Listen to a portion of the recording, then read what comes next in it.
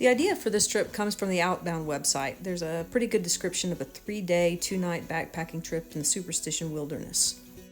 The Outbound app had a pretty good description of the route, but even after reading that, I had so many questions. All of my prior backpacking trips have been on the Appalachian Trail, and this was truly backcountry backpacking. So I decided to go ahead and make this video now after I've been on the trip to share the trip with my family and also to answer some of those questions that I had. Flew into Phoenix on Friday afternoon and made a quick trip to REI to grab those things that I'm not allowed to take on the plane.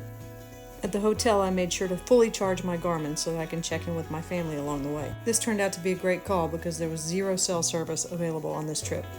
On Saturday morning early, I got up and drove to First Water Trailhead outside of Apache Junction. One of the questions that I had was whether I would be able to get to the trailhead. They said the roads were bad, but I really didn't have any issues. This is about as bad as it got. I did rent a Jeep with 4-wheel drive. I didn't need to use the 4-wheel drive. I had also previously confirmed that it was okay to leave a vehicle at the trailhead parking lot overnight. After I reached the trailhead, I made sure to sign the register, then I shouldered my pack and started hiking. My day started with a view like this, and this was just the beginning.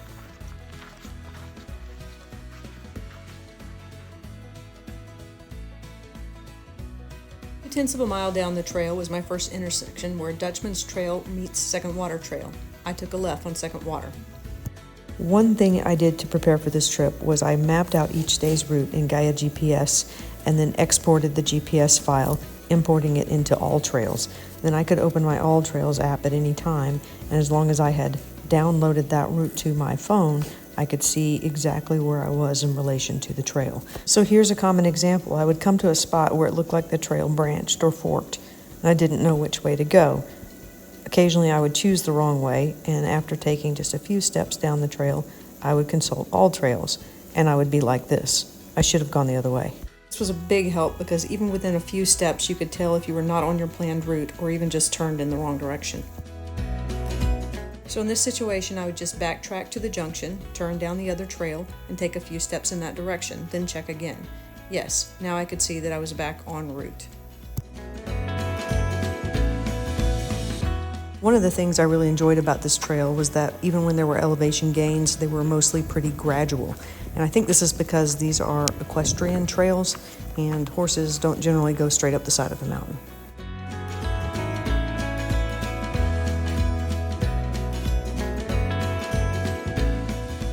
This is looking back on what I thought was going to be one of my toughest climbs of the morning.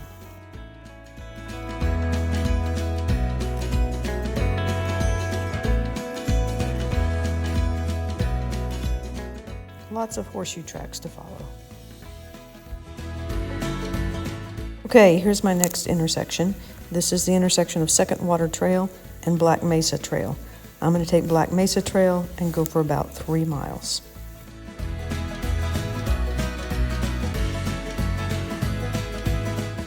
Outbound app said I would get my first view of Weaver's Needle once I turned onto Black Mesa Trail, and I think that's it right there. I'm going to be hiking around that tomorrow.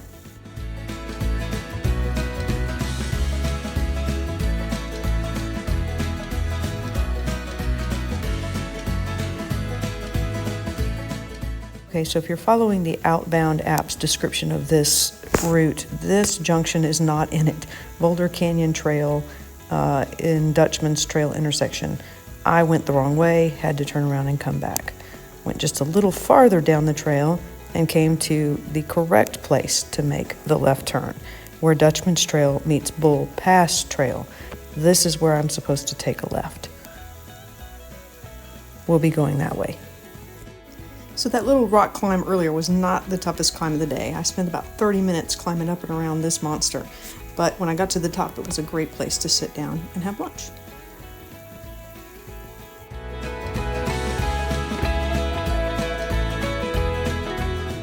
After lunch, I shouldered my pack and continued down now along Bull Pass Trail until it intersected with Dutchman's Trail. Here, Dutchman's Trail continues straight in the direction I was going, and Bull Pass Trail turns to the right. I'm going straight on Dutchman's Trail.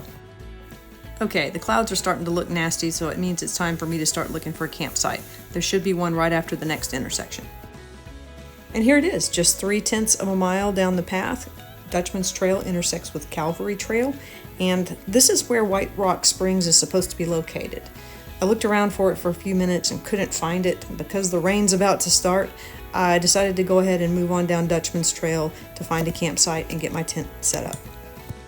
Just about 5 more short minutes down the trail, I found a couple of good options for a campsite with flat areas for a tent and a fire ring. I went ahead and set up here because the rain was starting to come down. I got the tent pitched just before the rain started, got my pack inside. This is home for the evening.